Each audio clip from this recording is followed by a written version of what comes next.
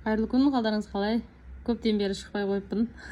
Қараңыздар, қазір үй тапсырмаларын қарап отырмын да, тағы да көп болыпты. Мына тесттерден өткен.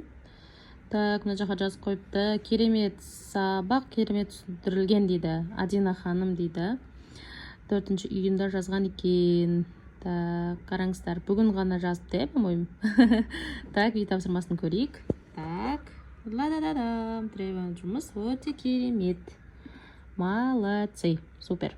Так, одан кейін Фирдаус деген бар екен. Рахмет деп жазыпты 3-ші күні. Канаджан дейді.